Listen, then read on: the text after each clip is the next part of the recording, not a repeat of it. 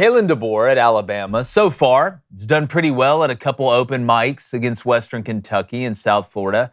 He absolutely nailed a performance at a big frat party in Wisconsin, but now he gets to play his first big show at a packed-out stadium against Georgia. It's his first real opportunity to show Bama fans that the best conductor ever may be gone, but the train is still rolling and the good times are here to stay. Now, he won some massive games at Washington, and that's great, but this is his first test at Alabama. He hasn't built up the equity with the Crimson Tide faithful like he did at Washington. None of what happened in the past matters now. It's about what you do in the game of kings. And like them or not, Alabama and Georgia are two of the biggest dogs in the college football yard. You don't get a second chance at a first impression, and Alabama fans aren't happy with anything less than massive success. Kirby Smart, on the other hand, has a huge opportunity to let Debor know that he is the captain now.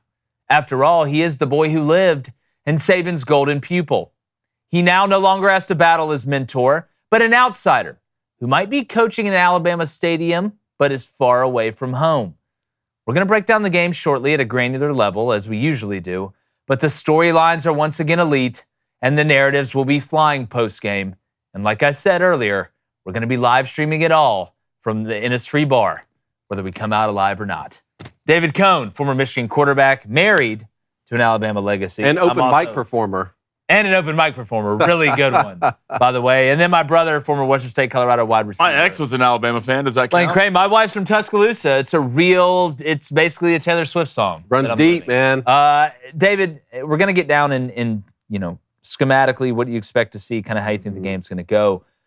But you talk about a huge moment, not just for Kalen Debor, but Kirby Smart as well. But Kirby's been in this game. Yeah. But if you're Kalen Debor, what a great way to be able to start off your big game Alabama career. Not saying the other ones don't matter, but we know Alabama and Georgia, especially lately, it just hits different. And you get him at home, it's a massive opportunity. What a great coming out party, and really in a game that even Nick Saban really didn't get to experience too often in his career. With no more divisions, this is one of the upsides. Georgia getting to go play a true road game at Tuscaloosa rather than meeting up in Atlanta for the SEC championship at the end of the year. I'm looking for a few things in this game. Let's start with Georgia's defense up against Jalen Milroe in this Alabama offense. I went back and watched the SEC championship game a couple times from a year ago just to see how is Georgia's defense particularly approaching stopping Jalen Milroe. One aspect that was particularly effective was this rush 3, spy 2. And there are different ways that they get into it. Sometimes it's rush 4, spy 1. Sometimes they're rushing 5 guys and they'll stunt the front. I think you're going to see a lot of that. But the rush 3, spy 2 allowed them to get pressure on Jalen Milroe without him breaking contain in the pocket. That led to 4 sacks. I think you're going to see a lot of that. You're going to see a lot of different looks from Georgia on defense. The question is then, what kind of coverage are you playing behind it? I really think Georgia needs to live in zone coverage a little bit more often than they live in man coverage. Jalen Milroe is just particularly effective against man coverage. I think the reads are easier for him. You can pick a guy, throw him the football, and a lot of times that's deep shots, verticals downfield, crossing routes, which he's just like, that's his wheelhouse, deep balls down the field. And then if the defense turns their head in man coverage, well, then he gets to use his greatest skill set. He takes off from outside the pocket. Sometimes he's 15 yards downfield before he even knows that he escaped. So I think Georgia's going to have a lot of that working on the defensive side of the football. Yeah, Alabama offensively, you got to run Jalen Milroe a lot in this game, I think. We've seen that a little bit against Wisconsin when they needed it too. You saw power read, you saw Q counter, not just him taking off and running if nobody's there. And the deep shots have worked. I mean, you could say that's been his best move through the air. What I'm interested to see is if Jalen Milroe in this offense is going to consistently be able to move the ball and not only get into the red zone but score touchdowns. It's that intermediate passing game. I know. And not just from the pocket. It's when he escapes the pocket or on sprint out.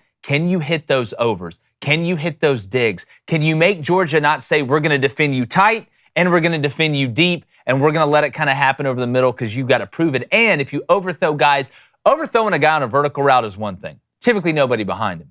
You overthrow a guy on an intermediate route, that's where the safeties make interceptions. That's where the nickels make interceptions and you find yourself in trouble. So how much are they going to run Jalen Milroe? And then can he make them pay in the intermediate? Because if he does, this team is going to be very, very hard to stop. So just one more thing on that. If Georgia does give this double spy look quite often and is playing zone coverage behind it, essentially saying we want to keep as many of these routes in front of us as possible, but also keep Jalen Milroe in front of us as much as possible. I think a couple things that Kalen Debor and Nick Sheridan may try here is to widen the splits, particularly on third down, whether it's true 2x2 or possibly even 3x1. A lot of what Josh Heupel does at Tennessee, widen the splits out so that we can stretch Georgia's defense horizontally as much as possible. And something else I think you'll see in the run game too is a lot of speed sweeps, or at least speed sweep looks into the quarterback power, into quarterback counter, like you're talking about. Well, that's what Tennessee does so well. They want to stretch you horizontally and hit you vertically. Yes.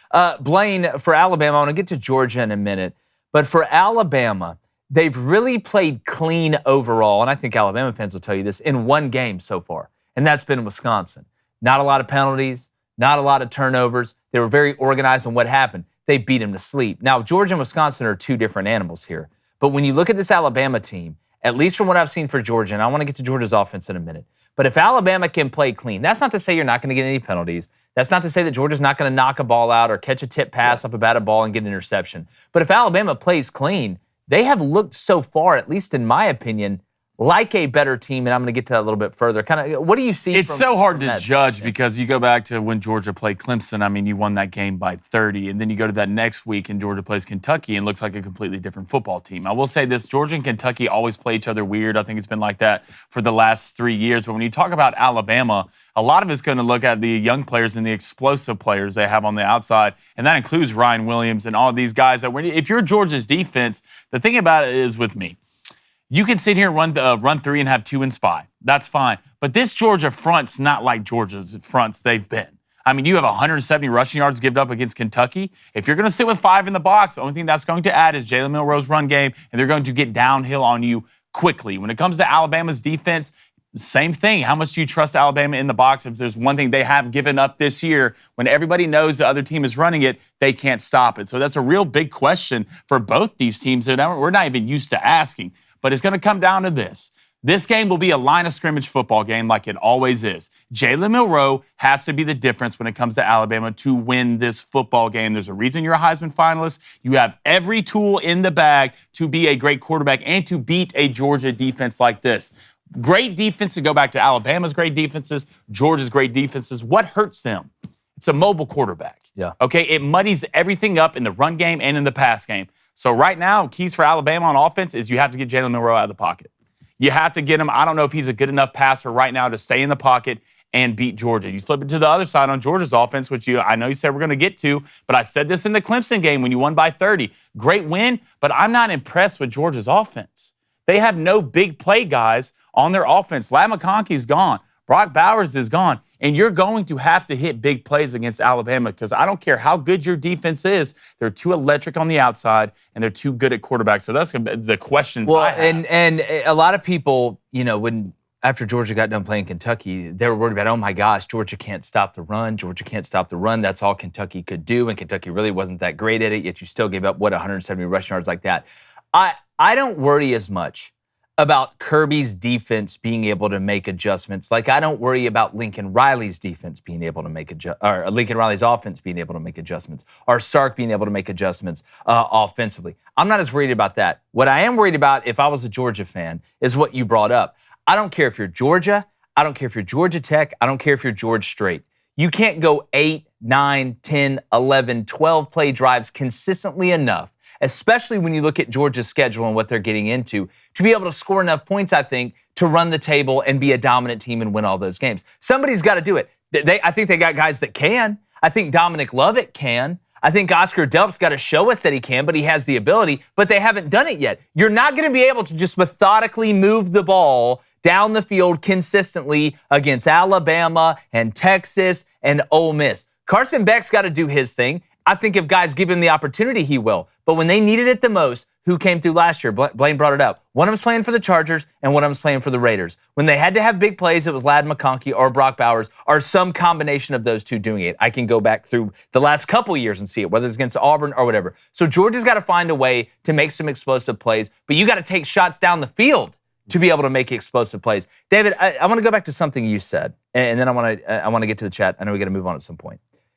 When you saw that 3-down look, or that rush 3 spy 2, it was 4 down. Well, was that more on passing downs, or was that in general? Because that's, to me, there is a huge difference between what 3rd and 9 is and 3rd and 3 is when you got a guy like Jalen Milroe. If it's 1st and 10, right? I'm going 4 down. I may spy 1 once we read what the back does out of the backfield. But if Georgia goes up and says, you know what, we just got to keep Jalen Milroe in the pocket and we can go light in the box or whatever, Bama's good enough up front with their guys all healthy now, I think, to be good in the run game with Jam and Jalen. Well, it was mostly out of 3rd down, and it was almost always coming out of either 4 down, right? Or 4 down or 5 down. They weren't in 3 down. What they would do, what Georgia's line would do, is they would either rush 3 and then cat one guy out, combined with a linebacker to get into a double spy look, or sometimes all 5 guys would come, but it would be sort of in a delayed wave with these stunts so that they could, any sort of way that Jalen Milroe breaks the pocket, they would have something covered. And even then, I mean, look, Alabama won the game, so he was effective enough against it. One thing with Georgia on offense that I wanted to say, because I knew we were going to talk so much about explosive plays, and, you know, like Blaine brought up, it only took him 1/2 of football to watch Georgia to say no one scares me at the skill positions on the outside. One thing I want to say about Georgia on offense, they need to create explosive plays in the run game. Every big game that I can remember Georgia winning in my lifetime, they've had a big, huge run in that game that is an explosive play. So often we think about it being a shot that you take downfield, but you can have explosive plays. Well, David, they would give Brock Bowers speed. Georgia, people don't realize he's a freak. People don't realize this about Georgia. Georgia's a pass-to-run football team.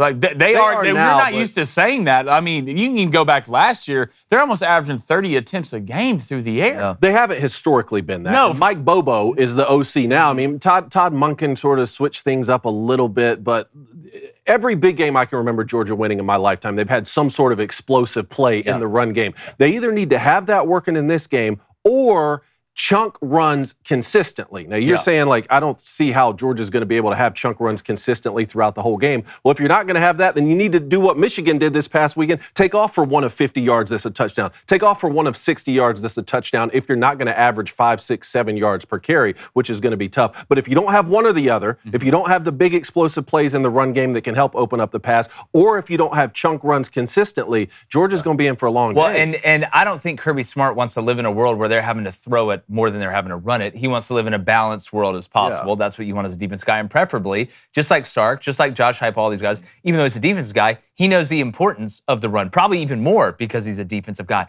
But when you look at the elements of where they can hit you, if I'm Kane Womack in Alabama, I think the game plan is simpler to what I have to stop, right, than if I'm Kirby Smart and I'm Schumann in Georgia. Because if I'm Schumann and Kirby at Georgia, I'm like, all right, the vertical ball is a problem. It is a problem. They've shown that they can succeed in it. We saw that against Wisconsin again. I know Georgia's not Wisconsin. I understand that. Malachi Starks and all these guys can really play. But also Jalen Milroe can hurt you with his legs. Where does Georgia scare you right now on offense? Carson Beck's not taking off really and running and being that big of a factor. He may witch his way a couple times when you're either in man coverage and got your back turned or he's able to escape up through the pocket. But you're not worried about Carson Beck running power read and Q counter and doing all these things.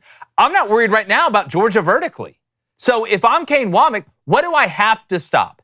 I have got to stop the run and ETN on early downs to put them in passing situations where then I can say, you know what? Now we'll go 2-man. And when I go 2-man against Carson Beck, to your point, like you were bringing up, that's a whole hell of a lot different than going 2-man against Jalen Milroe. Because what scares me to death about going 2-man against Jalen Milroe is if you come out in 10 personnel against Bama, all right, you say, all right, we're in 2-man, we're locked up underneath, the safeties are going to work their halves, and we're going to shade to who he thinks the most dangerous or whatever. That Mike is responsible for that running back.